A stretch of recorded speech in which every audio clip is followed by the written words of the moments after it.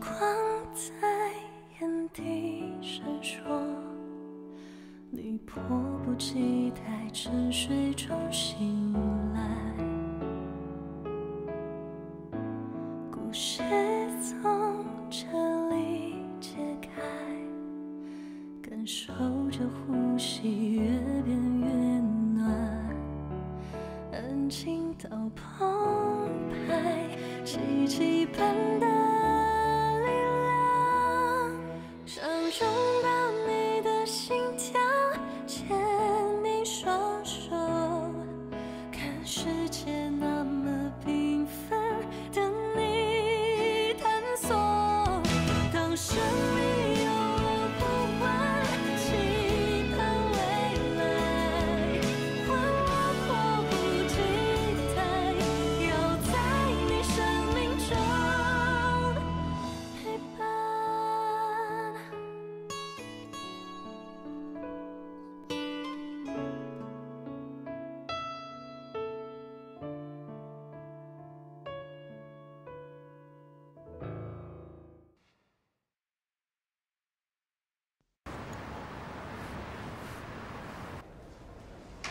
医生好。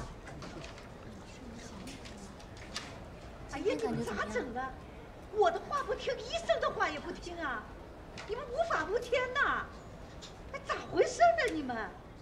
我可不想我大孙子早产。哎呀，大夫的话你都得听，知道不？知道了，妈，这不没出啥事儿吗？不整挺好吗？哎呀，咱们得小点声，这病房隔音不太好，现在很晚了。不好意思，不好意思，我这一激动啊，嗓门就大。哎，大夫，我跟你说个事，你老实跟我说呗，我儿媳妇是不是打过几次胎？阿姨，真没有。我儿没少买你们吧？您看您说的，他要是收买整个妇产科的医生，那得花多少钱啊？您放心吧，真没有。呀，我儿傻，我怕他挨骗，没有就行。不好意思，不好意思啊，大夫，我们尽量小点声。哎，对了，我想拜托你们一件事。什么事儿？您说。负责咱们这个病房的吴医生，医院要求他在 AKN 的科普号上粉丝尽快突破10万。我想请教一下你们是怎么才能做到？这个简单。上次有个小姐妹跟我连了一次麦，一晚上粉丝涨了有几10万吧。老多了。这样，你让她明天跟我连一次麦。那谢谢了。不客气。客气啥呀？赶紧休息，一会儿我们做个胎心监护啊。谢谢啊。谢谢啊。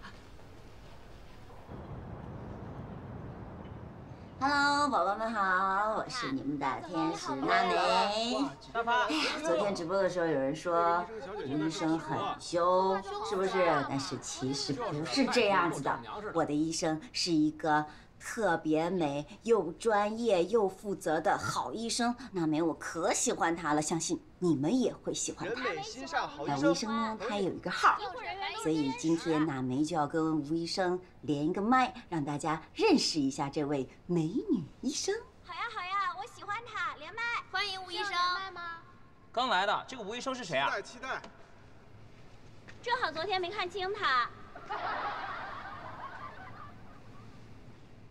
大家好，我是吴医生。Hello， 吴医生。中国最美医生。看我的吴医生是不是特别美？觉得很美的扣一。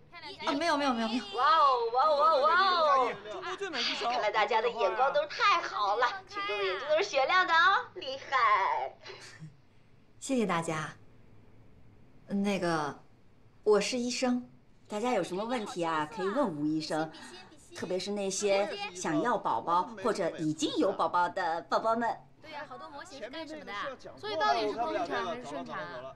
关于顺产好还是剖腹产好，这个情况是因人而异的。在你产检各方面条件都非常好的情况下，还是建议顺产。天使娜梅那种情况是不是宫颈糜烂造成的？我先跟大家说一下，大家讲话呢不要这么恶毒。天使娜梅的情况是先天性的宫颈短，所以宝宝要在妈妈的肚子里面长大之后。吴医生，你是不是替他遮掩什么？拿这种专业的问题忽悠我们？我从来没有听说过。这都什么乱七八糟的？我是医生，我只是客观的去阐述事实。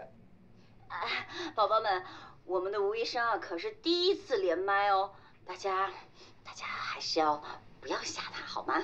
算了，太无聊了，走了。真没意思，真没意思。我还不想看你们呢。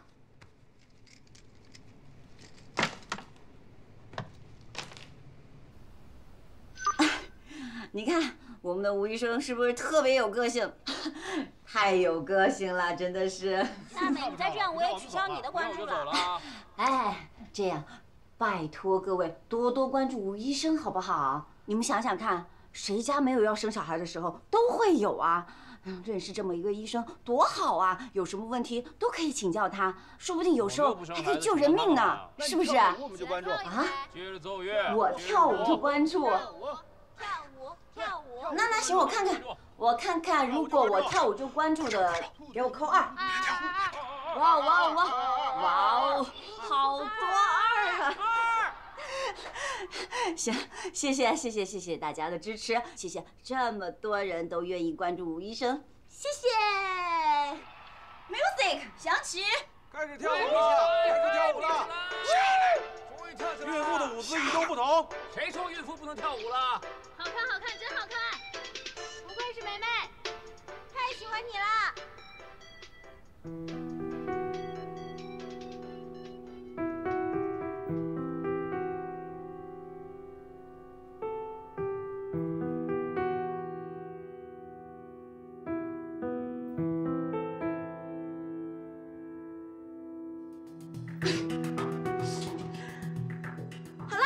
今天的直播就到此结束吧，好吗？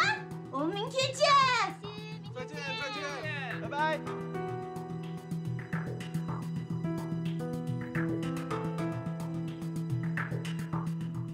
哎，别动！你咋了，媳妇儿？啊？咋了？啊？我好像流血了。啊？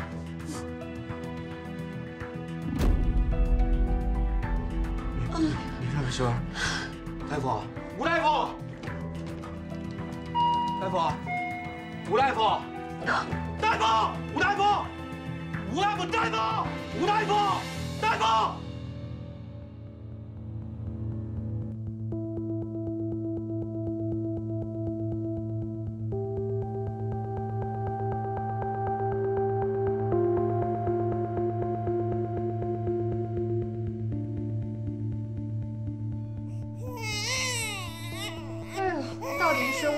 这身体底子就是不一样。唯一的遗憾就是个早产儿，才1500克。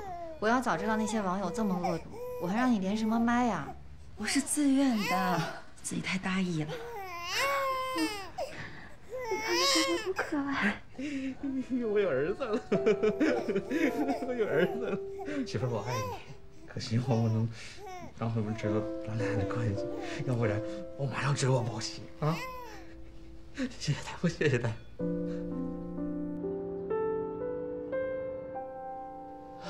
妈，您就别唉声叹气了。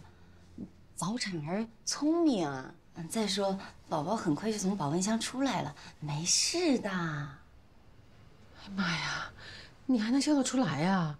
缺心眼儿啊！让你们听大夫的，你们可倒好，忽悠大夫跟你们一起直播。我好好的大孙子，还就这么丁点儿，跟小猫似的，这以后身体准不好。妈，咱家这基因能受吗？放心吧啊。妈，你看那个孩子还没起小名呢，要不你给起一个？是啊，妈，您起个小名吧。小名啊？啊。那就早早呗，早产好几周，让他牢牢记住你们这不靠谱的爹娘。早早好听啊！好听，粉丝肯定会喜欢的，是不是？妈呀，粉丝还粉条子呢，你理他们干啥玩意儿啊？啊，今天就别播了。你别怕没钱，你妈有钱，我养你们俩和大孙子。不是妈，这是我的工作，我不能说不播就不播呀。再说了，还有很多粉丝都还关心着我，我得去给他们报喜啊，是不是？哎呀，报啥喜呀？我们生的孙子还给他们汇报啊？妈，是这么回事儿，他这团队就靠他一个人吃饭呢。他要是从那个第1位上掉下来，那得赔老多钱了。这不是俺俩的工作吗？不，再播出什么事儿来，我看你俩咋整。妈，哎，嘿，哎，媳妇儿，咱妈是刀子嘴豆腐心，她也是心疼你，你千万别往心里去啊。知道。哎，就是我觉得自己确实挺糟糕的，孩子还没有养足月，这些黑粉就上来说这些乱七八糟的、讨厌的话。咱妈这么好脾气的人都生我的气了，那如果这样的话，就算当了首席主播，那有什么意思啊？媳妇儿，咱得这么看啊，你得相信你大部分粉丝里边还都是关心你的呀，你搭理黑粉干啥呀？你是不是又看到有人黑我了？没有啊。手机给我。给你啥呀？哎呀，就是那些乱码七糟的公众号，有啥可看的呀？我看看。你别当回事儿啊，这不就为了黑而黑吗？别看了，乱码七糟的营销号有啥可看？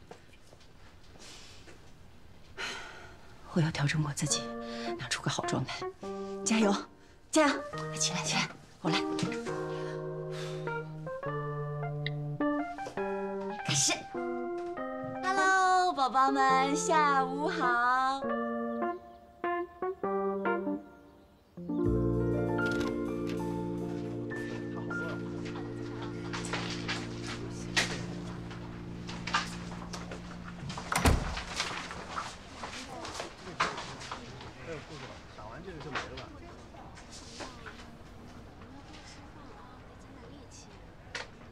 怎么了？找医生还是找护士啊？都不找，我就是睡不着，出来走走。哦，我刚忙完，要么你跟我去医生办公室去坐会儿去。不用了，我自己走走，一会儿就回来。那你别走太远了，假如找不到你该担心了。我确实才不让人省心呢。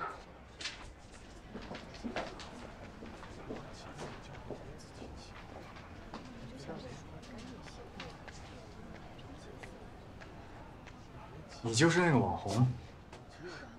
你好，我是天使娜梅。啊，对不起啊，直接叫网红不太合适啊。合适，没有什么不合适的，我本来就是网红。我看了你直播，我觉得生长安不适合接受那么多负面信息。我没事，如果没有粉丝的话，我什么也不是。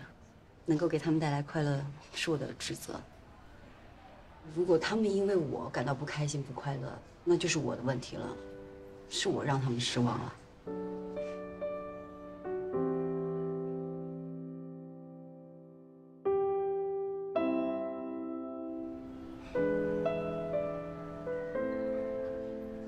你为什么当网红啊？我，因为考大学的时候没有考好吧，让父母失望了。到后来大学毕业之后，他们也觉得我的工作不好，天天说我不争气，我就好像从来没有见他们笑过。但是到后来，我发现我在网上给大家讲笑话、跳舞啊，能够给很多人带来快乐，我就开始直播了。那你父母开心吗？他们说我丢人现眼，在网上跳舞要人打赏，跟舞厅里的小姐没什么区别，所以不理我了。你是不是很怕别人不开心？怕，因为能够给别人带来快乐是我的价值。如果我不能给别人带来快乐，那不就跟之前考不上大学的那个失败者没有什么区别？那我的价值，我不就没价值了吗？这么难过的事情，哭一下嘛。好像已经哭不出来了。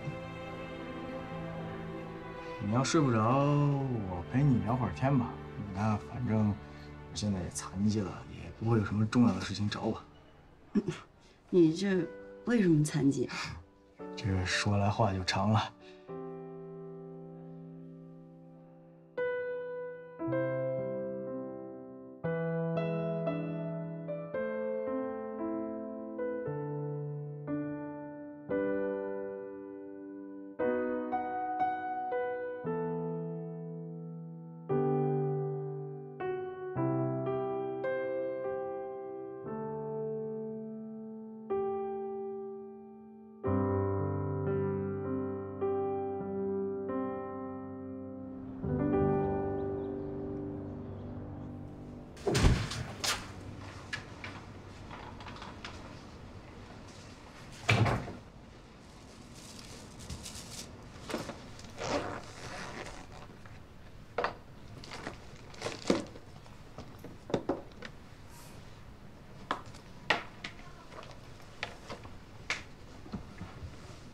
起来啦，吃早餐啦。你是猴子派来的救兵吗？我又困又饿，我做梦还梦见肉包子呢。瞧瞧，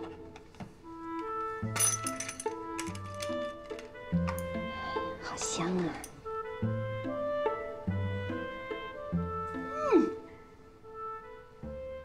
这哪家包子铺这么好吃啊？我包的。你还有这手艺啊？你有这手艺，你当什么医生啊？你在医院门口支一早餐摊，没过几年你就能在北京买上房，你信吗？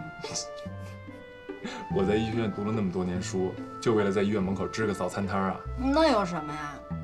你挂一牌子，叫医学博士包子，再加一机器，直接直播，没多长时间你能成为网红了。我可以给你当经纪人啊！噎着了，来。还有豆浆呢，谢谢啊。你跟网红聊完了？你注意点他有产后抑郁症的迹象。哟，因为抑郁症立了功，现在见谁都像抑郁症了。产后抑郁症本来就有15%到30%，这并不罕见。可我看着不像啊，他干了那么多年直播了，那网上说什么难听话都有，他都是笑着去面对的。还有，我上网查了一下。据说这个就是他粉丝多的原因，因为网友觉得他特别的乐观，特别的正能量。不生气不代表不在意。你听没听说过微笑抑郁症？有些人心里明明不开心，但是他由于工作的需要、面子的需要、礼节的需要、尊严和责任的需要，大多数情况都会面带微笑。但是，这种微笑并不是发自内心的，反而是一种负担，久而久之就会累积成情绪抑郁。是吗？这么深啊？哎，别听他瞎说，他又不是精神科的。你要这么喜欢抑郁症，不如去精神科实习啊，反正你也不用懂真正的临床。我建议还是跟娜梅的家属谈一谈，提醒他们注意点。她婆婆看见我就黑着脸，非说我跟她连麦害了她儿媳妇早产。你再让我跟她谈产后抑郁去，我也没证据啊。谁觉得人家有病，谁就去呗。李俊香，你好歹也是个主治医生兼住院总，你这么说话合适吗？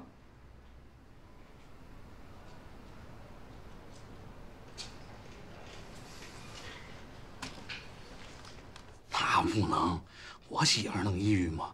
你是不知道她心里多强大，多坚强。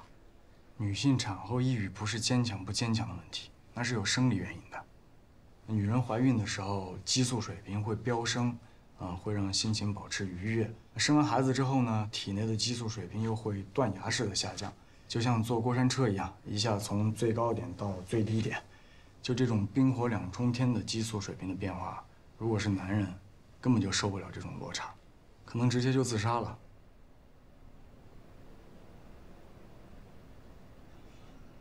这么玄乎啊？你做过手术吗？我割过阑尾。你就想啊，如果你刚割完阑尾，然后就拖着一个还没痊愈的病体，马上要进入一个24小时随叫随到，而且还完全没有经验的工作里，那在这个工作过程中呢，有那么一点点的问题，就稍微有哪一点没注意，所有的亲人甚至外人都来指责你，而且这个工作还没有任何收入和前途，你会开心吗？我指定不开心呢，我不干了，我辞职呗。可是做妈妈是不能辞职的。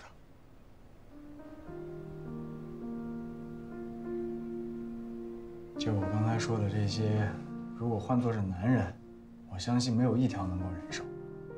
但是，当被冠以母亲这个伟大的名义，就要求女人笑着接受。有数据表明10个产妇里就有1个会得上产后抑郁症，有1半会有产后抑郁的情绪。娜梅的情况更特殊，她的工作要求她必须给人带来快乐，她的内心就得掩盖在笑容之下。除了身体，还有周边人的影响，就那些网友的言论，以她现在的情绪状态，很难消化。所以，请你们一定要注意观察。昨晚她整夜都没睡。如果她这种失眠状态一直持续下去，就要寻求专业的医生帮助了。我懂了，大夫，那你加个微信呗。我要是发现他有啥不对的，我就好问你，看咋照顾他，咋好呗。谢谢你。哎呀妈，你谢我干啥？我得谢谢你。谢谢你相信我。我也相信，有你这样的一个好老公，他肯定可以平稳度过的。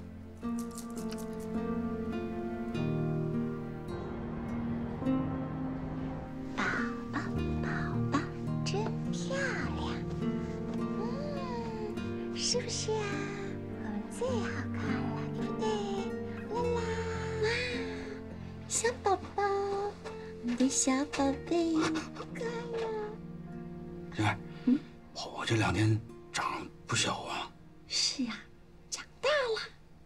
大夫说了，能吃能睡的，早产一点影响都没有，放心吧。是的呢，我们健健康康的长大了。那媳妇儿，你说今天还直播呀？播呀，播呀！前2天身体那么不好的播了。既然我们的小宝宝健健康康从NICU房出来，那肯定得播呀，对不对？是吧，小宝宝？播一个。行。让他们看看宝宝健健康康的，也没有那么多质疑了啊。是吧？那就播。健健康康的长大啦。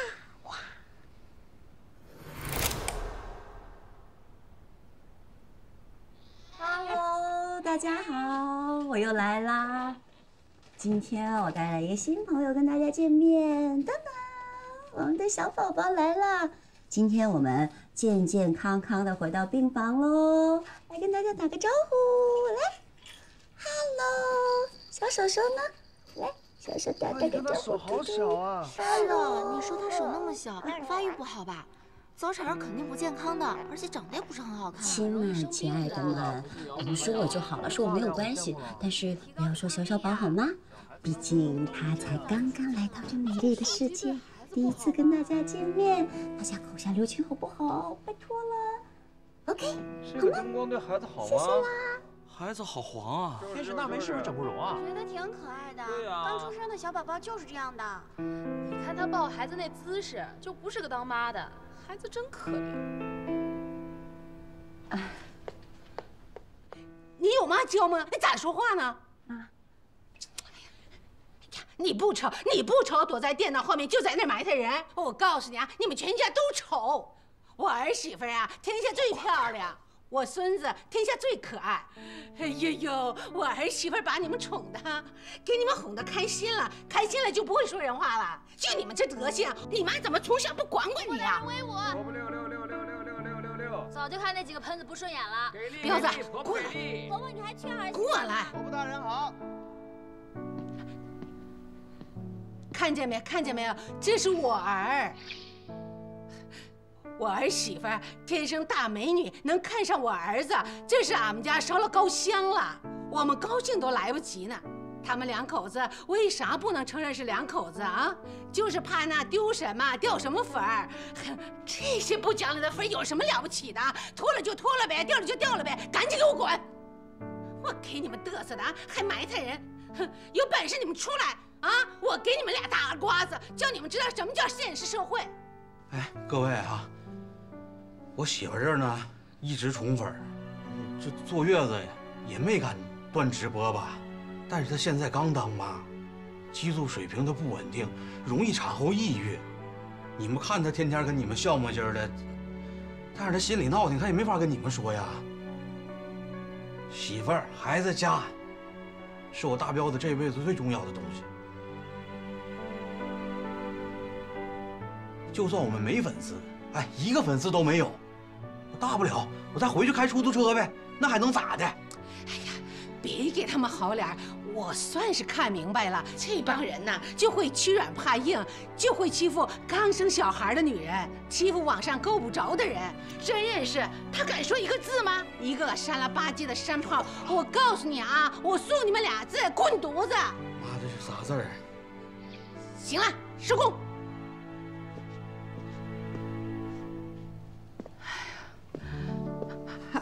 对不住，而且我把你那直播搅黄了，我这一生气我没忍住。你去安全吧。谢谢妈。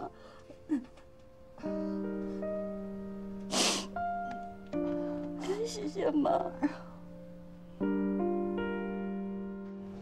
彪婆婆，您现在可出了大名了，都上新闻啦，好多人都在报道你呢。天使娜梅婆婆怒斥网络暴力，说您说的特别好。真的呀？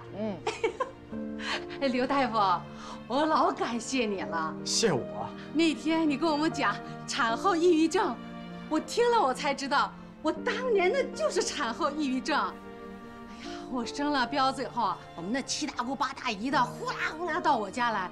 就嫌我给他穿多了，要穿少了的啊，奶少了说我，奶多了那还有闲话呢，就是咋的我都不对，整得我呀一天天的不高兴。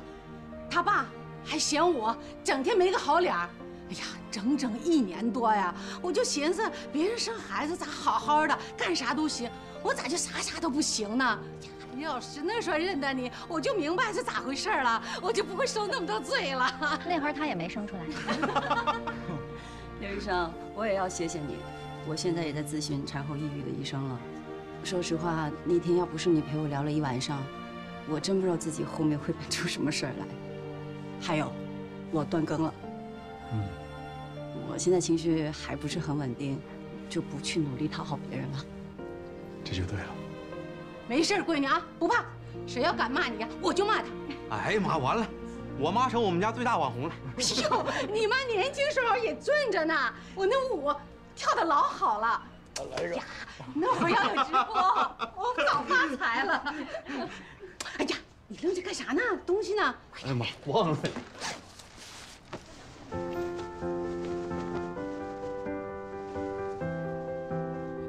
哇。给我的。人心仁德，送给你。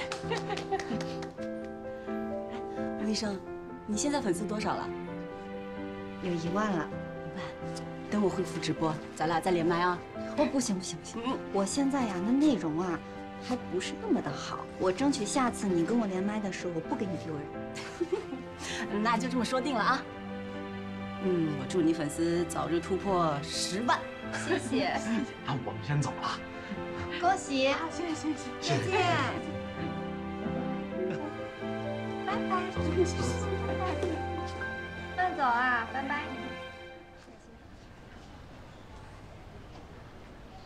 念白，我要为我的无知向你道歉。你那不是无知，你那是缺心眼儿。开玩笑，其实很多人都不把产后抑郁当回事儿，包括很多男人吧。我知道你从来都不会说别人不好，但是这一次呢，谢谢你提醒我了，以后我肯定会多去关注产后抑郁这件事情的。谢谢你，我去忙了，拜拜。拜拜。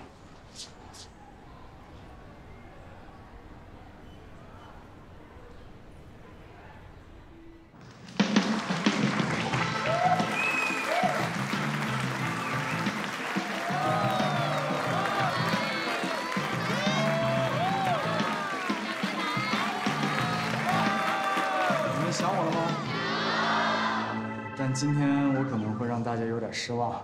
今天我讲的内容可能没那么搞笑。今天我想跟大家聊一聊围产期抑郁症。男人跟女人之间的不同非常奇妙。男孩小的时候都不爱带女孩玩，觉得她们柔弱、爱哭、怕脏，还喜欢打小报告。女人是弱的，男人是强的，无论从生理上还是心理上，我们都是这么认为的，对吧？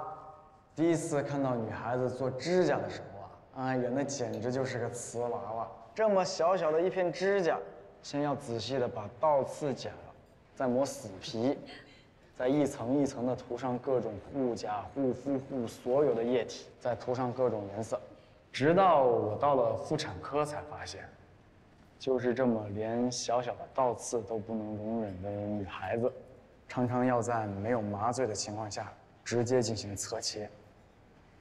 你们知道什么叫侧切吗？不知道。就是在孩子不太容易出来的时候，用一把大剪子，咔嚓咔嚓，在女人的身体上剪出一条大口子来，让孩子顺利出来。我劝你们不要查，这是史上10大恐怖视频之一。不听医嘱是要出人命的。那么，一个爱美、怕疼又要面子的女孩子，身体上被剪了一个大口子之后，你们觉得会出现什么情况？是所有人都在关心她、爱护她吗？不是，所有人都觉得这是做妈妈的必经之路，没什么稀奇的。这个时候，所有人都在关心她的孩子啊，长得像谁呀？叫什么名字？身体是否健康？而这个女孩子，也是爸爸妈妈疼爱了一辈子的宝贝女儿。而大家总是要求她在一夜之间变成一个不能说疼、不能哭、不能埋怨的母亲。只要她敢说疼、敢哭、敢埋怨，那她就会得到一句“真矫情”。后来我听到一句话叫“为母则刚”，我特别不喜欢这句话。为母则刚，那为父呢？为父只要能回家就行。为什么为母不能弱呢？她身材走样了，生产的时候疼得翻天覆地，激素水平变化巨大，情绪低落，这都还是最基础的。如果是难产或者是剖宫产，她的身体还会留下伤口。她的乳房会硬得像石头，她的乳头在喂奶的时候会被孩子咬得鲜血淋漓。她凭什么不可以弱？她刚，只会有一个原因，就是她的男人太弱。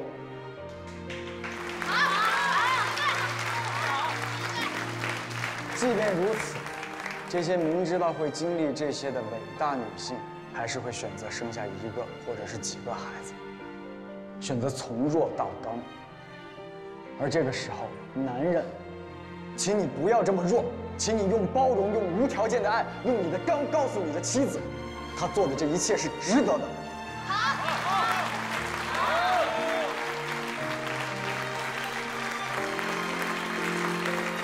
哎呀，我做科普直播，要是有他1半的口才就好了，说的太好了。我什么时候才能遇到这么刚的男人跟我一起生活？你还想生孩子啊？当然了，当妈妈是多么幸福的一件事儿。要是有条件的话，我要多生几个。谢谢你，谢谢，谢谢。杜弟，你在想什么？怎么一直都不说话？我在想，在一个家庭里，一个男人的理解和支持，应该是一个女人幸福的生孩子的基础吧。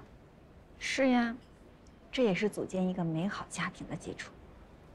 但李金霄不是那种人。什么意思？你是不是喜欢上他了？没有啊。从瑞，李君霄不是一个可以理解和支持女人的人。那是因为之前你的性格太要强了，所以他觉得你不需要理解和支持。是吗？可是他很多对于女性的观点是不会改变的，比如说……哦，对了，我忽然想起来，黄主任教了我好多事情，我都没有做呢。让你先等他吧，我先回去了啊。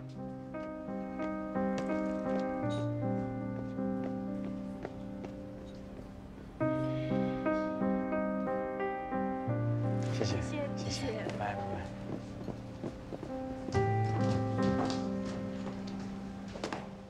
他们俩呢？都走了。那我送你回去吧。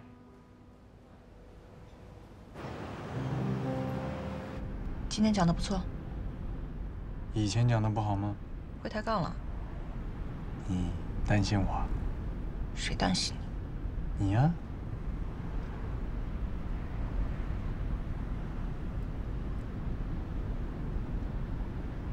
我想为像我妈妈一样有产后抑郁症的女性做点实际性的事情，你帮帮我好不好？好。还有临床上要教我，好不好？好。我们在一起好不好？好。什么啊？我不管，反正你答应了。不是，我刚刚没注意。作为一名优秀的医生，怎么可以走神呢？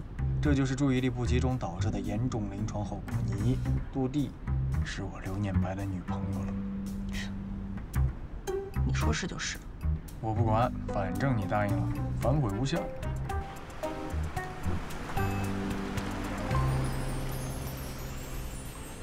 我到了。等会儿，我有个礼物想送给你。给我这个干什么？这是我人生中收到的第一面锦旗，我想把它送给我最爱的人。你不给个 goodbye kiss 吗？我给你就不错了。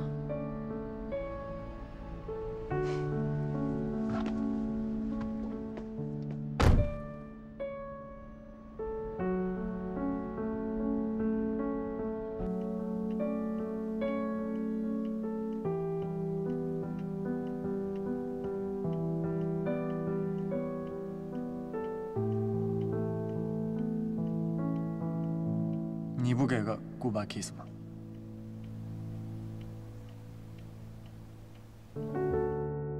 你看，现在国内已经逐渐开始重视围产期抑郁，但大多只是孕产妇自我发觉后去看产后抑郁的门诊，属于精神科。但经过我调研发现，能够认识到自己患有产后抑郁并且去看门诊的并不多。首先是因为去看精神科名声不好，患者有病耻感。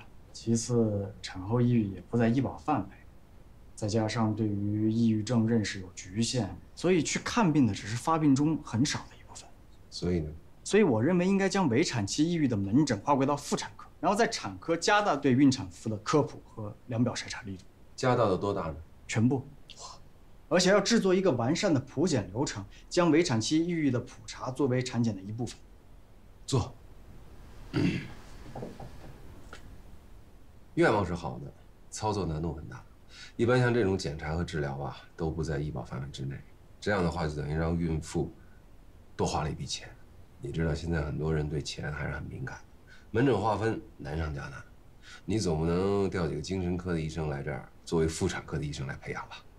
本身就不是一个系统，更难。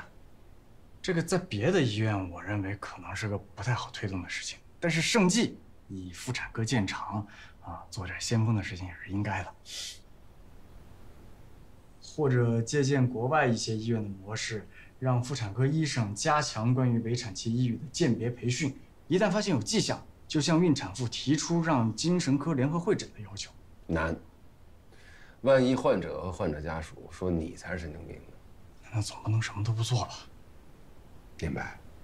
你的精力呢有限，不要两个花在这个小事情上。你是世界顶尖基因科学家的助研，如果你把大部分的精力消耗在这个产后抑郁的诊断上面，是不是有点大材小用啊？不觉得这是小事儿，这怎么能是小事呢？如果不能推动孕产妇和家属对于围产期抑郁症的重视，我也没有心思干好别的事儿。好，那你看这样行不行？你呢，先设计一个流程，把它放在我们产检的选项的一部分，但不是必选项，这是第一步。如果我能拿到新的病房，我们妇产科能宽裕一些的话，我可以考虑和这个精神科的医生去商量一下，看看能不能做一个联合门诊。你看这样好不好？好，谢谢田主任。我马上就去设计这个流程。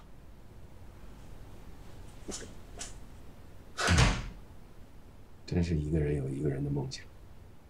这里就是当年我向导师借钱写的收据，那天我确实把学费还给导师了，没想到引起这么大的误会，在这里我一定要向大家澄清一下。这就是所谓我受贿视频的全部内容。我今天特意也把田云山主任请了过来，就是想告诉大家，我的儿子刘念白刚刚回国，作为一个在国外实验室工作的科研人员，现在在盛济医院妇产科做住院医师，程序上也许没有什么问题，但是田云山主任收下他的目的是不是足够单纯？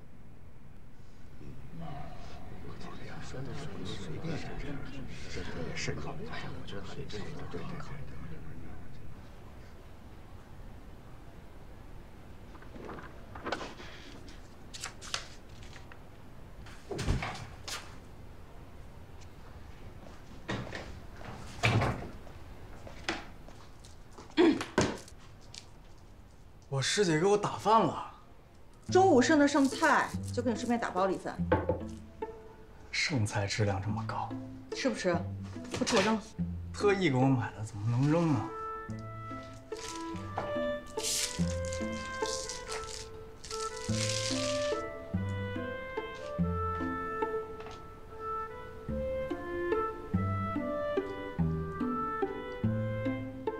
我吃饭是不是特别帅？哦，我知道你想喂我。要不是看你最近太瘦了，我能打到全吐出来，信不信？信。你别打脸行吗？打屁股。